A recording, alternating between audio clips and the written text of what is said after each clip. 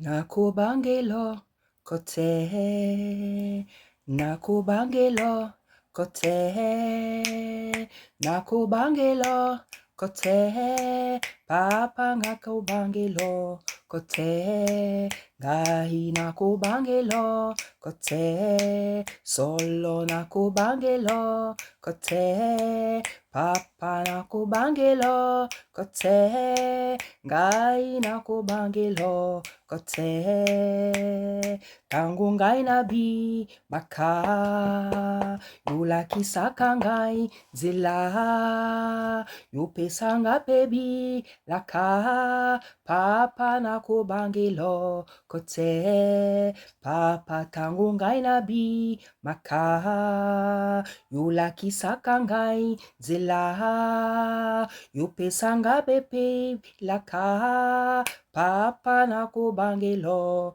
kote, solo nakubangelo kote, ngai nakubangelo kote, papa nakubangelo kote, ngai nakubangelo kote, papa nakubangelo kote, solo nakubangelo kote, ngai nakubangelo kote, papa nakubangelo kote, sepelaka na yo pweto pesaka ngai ba nzembo, ozali pe nzambe kitoko, papa nakubangelo kote, nasepelaka ngai na yo, ozali nzambe kitoko, opesanga pe ba nzembo, ngai nakubangelo kote, nzambe nanga nakubangelo kote, pwete nzambe nayebi ozalanga, yango tata nakubangelo kote, namoni bolamu na yo na miso, nzambe nanga nakubangelo kote, yolobaki na ngai papa okotambola na ngai elongo, yango ngai natingami na yo, nzambe na ngai nakubangelo kote. Alléluia. Voici le nouveau cantique de la sœur Déborah. Et nous allons travailler ça avec un instrumental. Soyez puissamment bénis au nom puissant d'Issaïa Congo. Merci. Salama, salama bien-aimés dans le Seigneur, c'est bien moi, votre sœur Déborah, l'humble servante du Seigneur et la vôtre aussi. Bien-aimés dans le Seigneur, soyez puissamment bénis au nom puissant d'Issaïa Congo. Voilà, bien-aimés, le Seigneur m'a dit de parler du BBIL ou du BBL, je ne sais pas comment on appelle ça, parce que j'ai découvert ces choses-là seulement, ce terme-là plutôt, je l'ai découvert au mois de juin, je crois, ou de mai, lorsqu'il y a eu le décès de la sœur Blanche Tounassi. Voilà, je sais que la chirurgie esthétique existe. Je sais que voilà, il y a des femmes qui se refont certaines parties du corps. Il y a des choses que je savais, mais franchement, je ne savais pas comment on appelait ça. Je ne savais pas que ça s'appelait BBL, BBL, je ne sais pas comment on dit. Je ne savais pas aussi que c'était vraiment en Turquie que ces choses se pratiquaient beaucoup. Voilà, je vous le dis, en vérité, je viens d'apprendre ces choses tout récemment avec les événements qui se sont passés il n'y a pas longtemps. Voilà, je ne savais pas que il y avait cette... comment dire, ce pourcentage de femmes qui pratiquaient vraiment ce genre d'opération. Voilà, ça, franchement, je vous assure, je ne savais pas. Alors, avec ce qui s'est passé avec le décès de la sœur Blanche, comme d'habitude, lorsqu'il y a un événement, Tata Nzambe touche ses filles et ses fils, ses servantes et ses serviteurs pour parler, parce que nous sommes des appelés, nous sommes des serviteurs et des servantes qui avons reçu un ministère, et Tata Nzambe nous a donné et nous donne des messages que nous devons transmettre à son peuple. Voilà, c'est pour ça que vous allez voir beaucoup de personnes, beaucoup de serviteurs et de servantes venir parler de la même chose, car c'est ainsi que ça se passait dans l'Ancien Testament, c'est comme ça que ça se passait dans la Bible.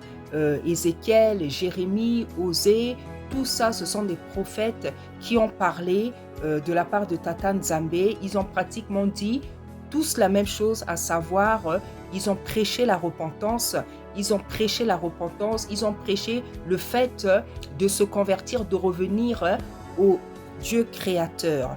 Voilà, donc quand différentes servantes, différents serviteurs viennent parler de la même chose sur un événement, ne soyez pas étonnés, c'est tout à fait normal, c'est tout à fait normal.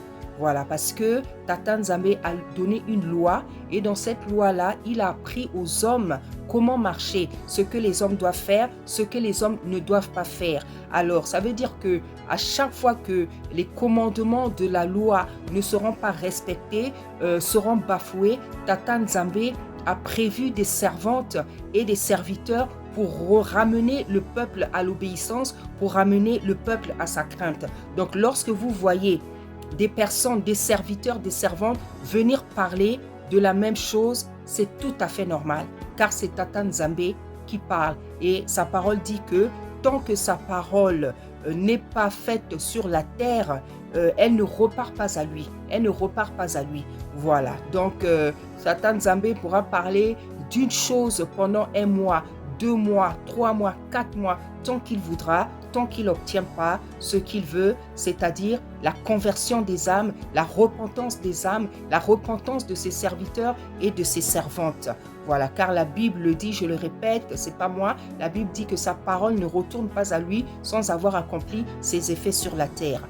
Voilà, donc lorsque Tata Nzambe a envie de parler, personne l'empêchera plutôt de parler. Donc, bien-aimé plutôt, comme vous avez vu le titre, aujourd'hui, je viens parler de cette chirurgie qu'on appelle BBL. BBL, je ne sais même pas qu'est-ce que ça veut dire. Voilà, donc je le dis comme ça parce que je ne sais pas qu'est-ce que ça veut dire. BBL là, je ne sais pas qu'est-ce que ça veut dire. Voilà, donc je viens parler de ça parce que le Seigneur m'a demandé de parler de ça. Bien-aimé, on ne va pas tourner autour du pot. Voilà, cette opération-là, en tout cas, si c'est pour refaire, chercher à être plus belle, chercher à être plus belle, chercher à plaire à son mari, chercher à plaire au monde, chercher à corriger Tata Nzambe, chercher à corriger la manière dont le Créateur t'a créé, si vraiment c'est pour ce genre de raison que les gens font ce genre d'opération, en tout cas, c'est anormal. C'est anormal. Comme beaucoup de choses le sont d'ailleurs. Bien aimé, je vais vous dire, moi, je ne trouve pas les mots. Je ne trouve pas les mots. Je ne trouve pas les mots. Parce qu'en fait, c'est vraiment après le décès de la sœur Blanche que j'ai réalisé le pourcentage de ce genre d'opération dans le monde en fait. Beaucoup de femmes effectivement le font et pas seulement des païennes mais aussi des enfants de Tata Nzambe qui pratiquent ce genre d'opération. Et en fait, ce n'est tout simplement pas normal. Surtout si c'est pour corriger la manière dont Tata Nzambe t'a créé, si c'est juste pour plaire au monde, si c'est juste pour plaire à ton mari, c'est triste, c'est triste, c'est triste bien aimé. Je ne trouve pas les mots. C'est triste et c'est dramatique. C'est triste et c'est dramatique. Parce que déjà, chercher à corriger Tata Nzambe, ce n'est pas normal. Tata Nzambe t'a fait avec un certain visage. Il t'a fait avec un certain corps. Il a fait ton nez, tes sourcils, ta bouche avec une certaine forme. Il a créé ton corps avec une certaine forme. Il y a des formes que nous avons parce que c'est des formes qui sont héréditaires. Nous les avons pris de notre mère ou nous les avons pris de chez notre père. Mais Tata Nzambe à dessein il peut aussi faire en sorte que tu aies la forme, ton nez, ton visage, ton corps ait une forme qui ne vient ni de ton papa, ni de ta maman. C'est lui-même qui a fait comme ça et il a fait tout ça à dessein. Le corps qu'il nous donne, le regard, la manière de parler, la voix, tout dans notre être, il sait comment il a fait ça et il sait pourquoi il a fait ça. Vous allez voir, comme on dit, les pommes, les empreintes sur les pommes de nos mains ne sont pareilles pour personne. C'est lui qui fait tout ça. Donc, il sait pourquoi il t'a créé avec le nez que tu as. Il sait pourquoi il t'a créé avec les sourcils que tu as. Il sait pourquoi il t'a créé avec les yeux, les sourcils, les joues, le cou, tes membres, ton corps. Il sait pourquoi il t'a créé tel qu'il t'a créé. Et lorsqu'il t'a créé, il avait estimé que tu étais belle, que tu étais beau. Il t'a créé comme il a voulu. Lorsqu'il t'a créé, il a estimé que tu étais belle, que tu étais beau. Donc, bien-aimé, tu n'as rien à changer. Tu n'as rien à changer. Tu n'as pas à faire des chirurgies esthétiques pour changer tes sourcils, ton nez, la forme de tes yeux, la forme de ton nez, la forme de ta bouche. Creuser les joues pour avoir des pommettes. Changer, je ne sais pas, tout ce que vous voulez, comme on voit aujourd'hui. Des femmes qui s'implantent du silicone dans la poitrine, dans les hanches, dans les fesses. Des choses tellement graves. Mais vous avez des gens qui trouvent ça normal. Vous avez des gens qui trouvent ça normal. Plus qu'ils le font, donc ils le trouvent normal. Tu es prêt à prendre des risques. Le risque de mourir. Pour chercher à être plus belle, pour chercher à être une personne que tu n'es pas. Tu es prêt à prendre le risque de mourir, puisque nombreux restent, décèdent sur la table d'opération. Le fait que tu peux mourir, ça ne te fait même pas peur. Juste pour aller changer tes cils, la forme de ton nez, la forme de ta bouche, la forme de ta poitrine, la forme de tes seins. Changer ton corps, changer ton visage. Il y a des gens, ils ont changé les yeux, ils ont tiré les yeux. Il y a des gens qui font gonfler les lèvres, qui font gonfler la poitrine, les hanches, les fesses. Les femmes ont maintenant des formes bizarres.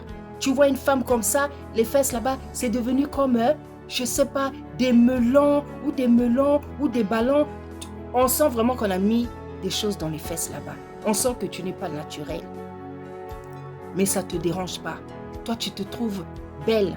Tout ça pourquoi? Pour plaire au monde, pour plaire à un homme, pour plaire à un mari. Tu es prêt à prendre le risque de mourir pour aller plaire à un homme, pour aller plaire à ton fiancé, à ton copain, à ton mari, qui te trompe et qui va te tromper malgré tout ce que tu as fait. Tu as enlevé tes sourcils c'est devenu du tatouage. Tu as changé la forme de ton nez. Tu as fait grossir tes lèvres, tes seins, tes hanches, tes fesses. Ton mari continue à te tromper. Ton fiancé continue à te tromper. Ton copain continue à te tromper. Il s'en fiche carrément. Il n'a même pas pitié de toi. Parce que toi, tu prends le risque d'aller mourir pour plaire à un homme. Mais cet même homme-là, il n'a pas pitié de toi. Parce que malgré tout ce que tu as fait, malgré le risque que tu as pris de mourir, malgré l'argent que tu as dépensé, il continue à te tromper. Donc il y a des gens qui trouvent ça normal. Quelque chose d'aussi grave, une opération qui risque de te laisser morte sur la table d'opération. Tu es prêt à aller prendre des risques pour plaire au monde, pour plaire à un mari, pour plaire au monde. Et parfois ça rate. Donc ce que tu as fait, on va se moquer de toi. Tu fais ça pour plaire à un homme. Tu ne te bats pas pour sauver ta vie, pour obtenir le salut, pour faire plaisir à Tata Nzambe. Tu te bats pour faire plaisir à un homme. Toi et lui, qui sont des mortels. Toi, tu vas mourir. Ton mari va mourir. Tout va passer, la Bible nous dit. La seule chose qui ne passera pas, c'est la parole de Tata Nzambe. Comment une personne peut venir au point de changer le visage, passer sur la table d'opération pour qu'on t'enlève beaucoup de choses, qu'on t'enlève la graisse, qu'on te change le nez, qu'on te tire les yeux, qu'on te fasse gonfler la bouche, les fesses, les seins, la poitrine, avec du silicone. Donc des corps étrangers dans le corps, ça ne te dérange pas d'avoir un corps étranger dans le corps. Tout ça pourquoi? Pour plaire à ton homme, pour plaire à ton mari.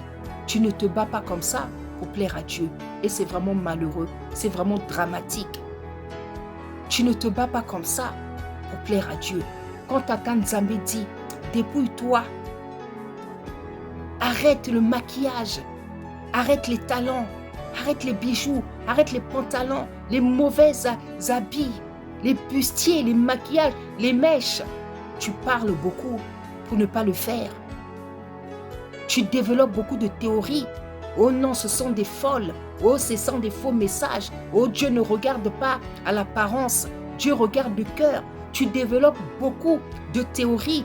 Tout ça seulement pour ne pas être obéissante à Tata Nzambe. Tu es là, tu sers le Seigneur avec tes mèches, avec tes faux sourcils, avec tes faux ongles, avec des pantalons serrés, avec tes seins dehors. Regarde à quoi tu ressembles et tu t'appelles servante de Dieu. Je ne sais pas qui est ton modèle. Je ne sais pas qui est ton modèle. Vu la manière dont tu t'habilles, je ne sais pas qui est ton modèle. Je ne sais pas si tu as un modèle dans la Bible. Si ton modèle, c'est les femmes de la Bible, comme Léa, comme Rebecca, comme Sarah, comme Dorcas, comme Rachel. Je ne sais pas si ces femmes-là, ce sont tes modèles. Mais quand on vous voit vous habiller, nous savons que ces femmes-là, ce ne sont pas vos modèles. Or, ces femmes sont nos modèles. Parce que c'était elles les servantes, c'était elles les servantes. C'était elles nos grandes sœurs. C'est elles, ces femmes-là qui étaient avant nous. C'est elles les personnages de la Bible qui ont vécu ce que nous lisons aujourd'hui. Elles s'habillaient avec des robes, avec des tuniques, avec des rubans, avec des foulards et mettaient le voile par-dessus. Donc ce sont elles nos modèles. Mais toi, qui est ton modèle? Qui est ton modèle? Ton modèle c'est Beyoncé? Ton modèle c'est Rihanna? Ton modèle c'est je ne sais pas qui c'est? Tu veux ressembler à qui? Tu veux ressembler à Rihanna? Tu veux ressembler à Beyoncé? Tu veux ressembler à toutes ces femmes que vous-même vous connaissez? Quel est ton modèle? Sœur, quel est ton modèle? Servante. Tu te bats pour plaire à un homme, pour plaire au monde. Un homme qui va te tromper, qui te trompe sans arrêt. Il ne te respecte même pas, mais tu es prêt à laisser ta vie et tes enfants sur la table d'opération pour plaire à un homme. Parce que lorsque tu vas faire ces opérations, tu peux mourir. Donc tu vas tout laisser sur la terre, tu vas laisser tes enfants, tu vas tout laisser. Mais tu es prête à faire tout ça pour plaire à ton mari. Mais lorsque Tata Nzambe te parle, il dit laisse les mèches, laisse les faux ongles, laisse les habits où tous tes seins sont dehors. Tu parles beaucoup. Dieu ne regarde pas l'apparence. Donc en fait, tu es prête à tout faire pour plaire à ton mari. Mais tu ne fais rien pour plaire à Tata Nzambe. Et c'est regrettable. C'est regrettable pour toi. C'est dramatique. Et alors, Tata Nzambe sait que tu fais passer ton mari avant lui. Parce que lorsqu'on fait passer Tata Nzambe avant ses enfants, avant son mari, ça se reflète dans notre accoutrement. Ça se reflète. L'obéissance d'une femme, l'obéissance d'une servante se voit dans son accoutrement. Or, tel que vous vous habillez, vous n'obéissez pas à Tata Nzambe. Vous obéissez aux règles de la société. Vous obéissez à vos maris. Or, la Bible dit quoi? Obéissez d'abord au Créateur. Obéissez d'abord au Seigneur avant d'obéir même à votre mari. La Bible dit, la femme doit être soumise. Oui, mais il faut d'abord être soumise au Seigneur. Si je ne suis pas soumise au Seigneur, à quoi ça me sert d'être soumise à mon mari? Si en plus, ce mari-là me demande des choses qui ne plaisent même pas au Seigneur. Donc vous êtes des femmes, vous faites passer vos maris avant le Seigneur. Vous êtes dans l'idolâtrie. Vous êtes dans l'idolâtrie. Parce que toi, tu vas rester, tu vas passer, tu vas mourir. Ton mari va mourir. Nous allons tous mourir. Donc c'est terrible et c'est dramatique. Donc les femmes du monde qui n'ont pas la parole, c'est normal qu'elles fassent ces choses parce qu'elles ne connaissent pas la loi. Mais toi qui te dis enfant de Tata Nzambe, toi qui te dis servante, tu es là avec des mèches, avec des faux ongles, avec des pantalons serrés, la poitrine dehors. Tu es une sœur, tu es une servante, tu te refais des choses et tu trouves que c'est normal. Tout ça pour plaire à un homme qui te trompe et qui va te tromper. Parce que depuis que tu as fait ça, ton mari ne sait pas encore pas s'agir. Et c'est dramatique. Et vous avez donc des soi-disant hommes de Dieu qui soutiennent ce genre de choses. Qui disent que non, il n'y a pas de mal. Il n'y a pas de mal à faire des opérations, à refaire son nez, à refaire sa bouche, à refaire je ne sais pas quoi. Ils disent qu'il n'y a pas de mal. C'est dramatique. Voilà le genre d'évangile que le peuple entend. Et ce peuple qui n'a pas la connaissance pense que des choses comme ça, c'est normal. Voilà l'évangile qui fait en sorte que Tata Nzambe secoue l'Afrique, frappe l'Afrique avec ce genre de choses, de propos d'évangile. Où on fait croire au peuple, on fait croire aux gens que faire des BBL, des opérations chirurgicales, c'est pas grave. Il n'y a rien de mal. Quel drame, quelle tragédie, quel drame, quelle tragédie. Je ne trouve pas les mots, bien-aimés. Je ne trouve pas les mots. C'est dramatique. C'est dramatique. C'est dramatique. C'est dramatique. Je comprends beaucoup de choses. Je comprends beaucoup de choses. Je comprends vraiment beaucoup de choses. Mais bien-aimés, laissez-moi vous dire, c'est ce genre de propos, c'est ce genre d'évangile qui fait que Tata Nzambe frappe l'Afrique.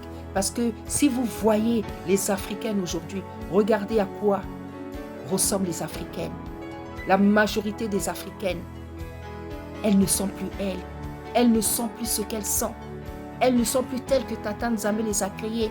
C'est difficile de trouver une Africaine au naturel.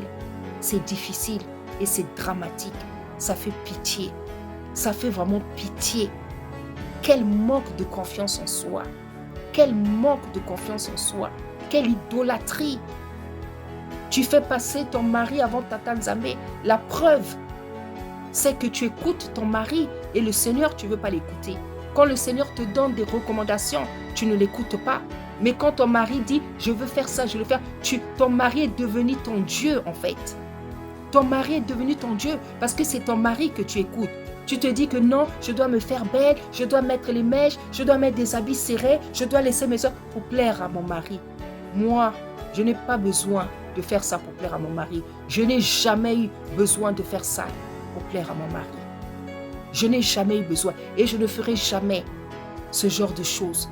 Mettre des seins dehors, mettre des mèches, mettre ceci, cela. Et même quand je le faisais, ce n'était pas pour plaire à un homme, c'était parce que j'aimais.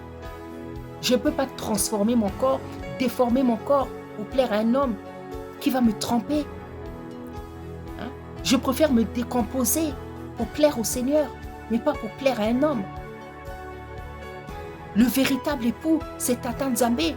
Celui qui ne déçoit pas, celui qui ne trahit pas, celui qui ne te manque pas de respect, celui qui ne te méprise pas. Mais regarde ce que tu es capable de faire pour un homme. Tu es prêt même à laisser ta vie et tes enfants aller sur la table d'opération pour faire des chirurgies bizarres.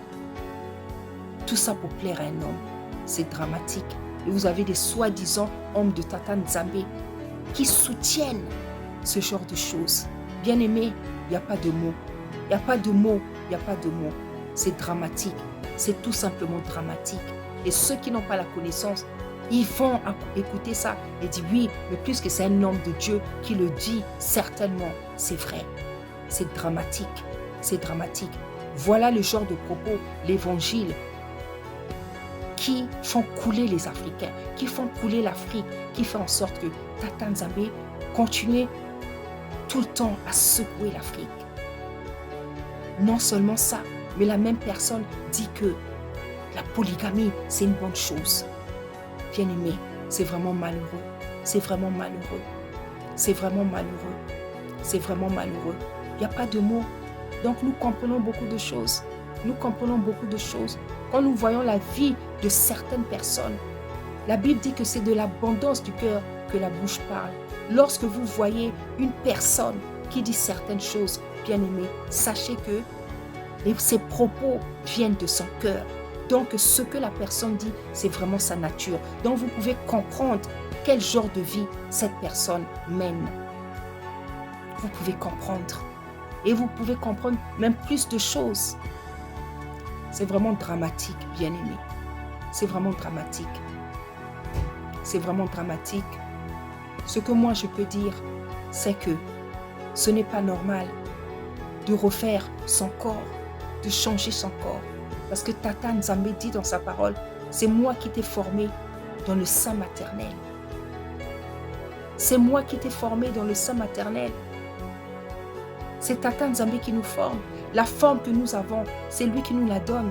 Tu n'as pas le droit de changer quoi que ce soit sur ton corps. Si aujourd'hui tu as eu un accident grave, oui, il existe les chirurgies, la chirurgie réparatrice. Si tu t'es brûlé ou bien tu as eu un accident, ça peut se comprendre. Et encore, Tata Nzambe est capable de tout par la prière. Mais aller refaire son corps pour plaire à un homme, quel désastre, quelle misère, quelle tristesse. C'est malheureux. Moi, ça me fait pitié. Ce manque de confiance que peuvent avoir beaucoup de femmes prêtes à tout faire pour un homme. Parce que votre homme-là, vos maris sont devenus vos dieux. Vos maris, c'est de l'idolâtrie. Parce que quand Tata Nzambe te demande de pratiquer ses commandements, tu ne le fais pas. Tu développes beaucoup de théories. Oh non, ce que vous dites, c'est peut-être des messages pour vous. Oh non, Dieu, Tata Nzambe ne voit pas l'apparence, il voit seulement le cœur. Beaucoup de théories. Tout ça seulement pour ne pas écouter Tata Nzambe.